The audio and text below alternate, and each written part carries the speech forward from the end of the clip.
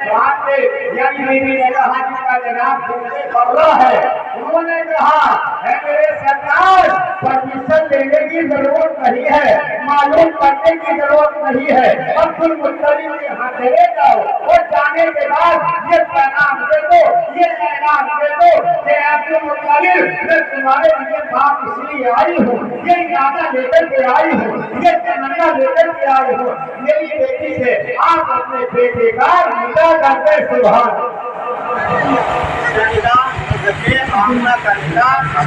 अब्दुल्ला के साथ और निकाह हो गया। निकाह होने के बाद अब वही लोग